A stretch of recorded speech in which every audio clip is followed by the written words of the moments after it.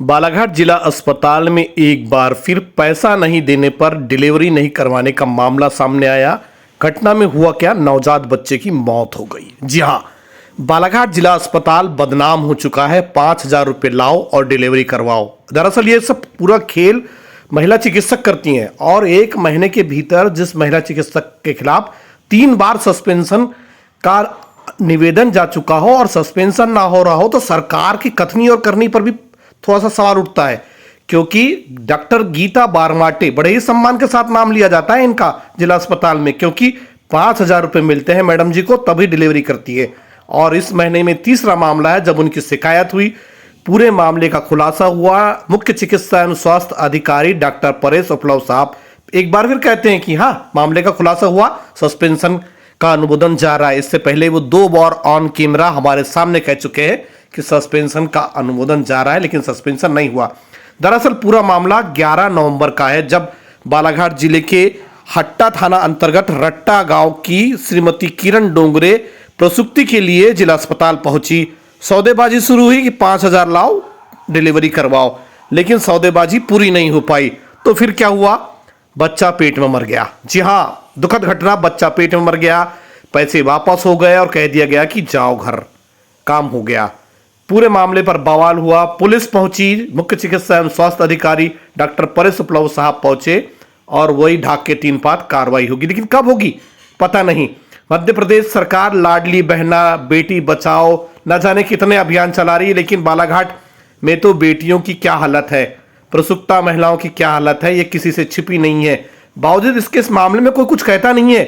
सूत्र तो यहां तक बताते हैं साहब कि पूर्व भाजपा के एक बड़े नेता की एक बहुत करीबी महिला जो कि पूरे समय जिला अस्पताल के भीतर मंडराती रहती है, वही पूरा खेल डॉक्टर गीता बारमाटे के लिए चला रही है। जी हाँ, ये कहते हुए कहीं संकोच नहीं है। हो सकता है कोई हमारे जैसा मीडिया का साथी एक दिन स्टिंग ऑपरेशन करे और पूरा का पूरा पर्दाफाश करे, हो सकता है उसमें मैं भी शामिल हूं।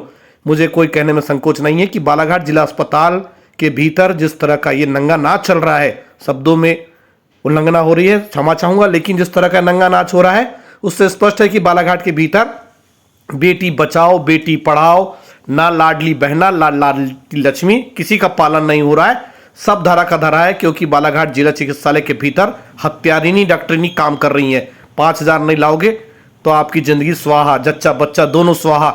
मेरे पूर्व के समाचार में कई लोगों ने कमेंट्स किया कि साहब मैंने पैसा दिया, वहां तो खेल चल रहा है, आप तो खबर अभी छाप रहे हैं। मेरे भी पूर्व के समाचार आप देख लेंगे भाई साहब, तो खबरें बहुत पहले से छापते आ रही, लेकिन होता कुछ नहीं, क्योंकि मोटी चमड़ी हो गई है मध्य प्रदेश सरकार की और इन कर्मचारियों की। शर्म करना चाहिए इनको।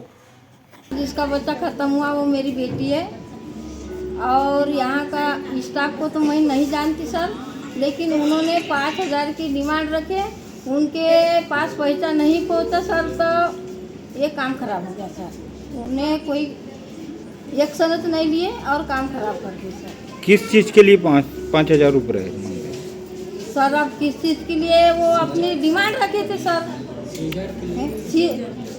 हमने बोले थे कि सीजर करा दो, उन्हें डिमांड रखी कि 5,000 दो, हमने नहीं दे पाए सर, हम गरीब आदमी,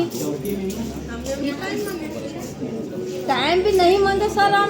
हमने बोले हम गरीब आदमी कहाँ के 5,000 रुपये देंगे, तो 5,000 रुपये नहीं दिए सर, तो हमारा काम खराब कर दी इन लोगों ने।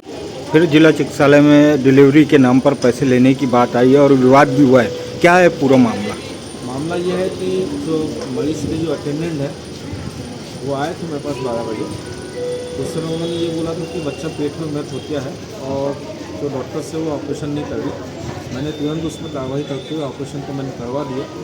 अभी जब मैं मीटिंग के बाद आया तो मामले संज्ञान में आया कि मैडम ने पैसा डिमांड की थी, पैसा नहीं मिला, इसलिए उस जो महिला का था कल ऑपरेशन नहीं हुआ।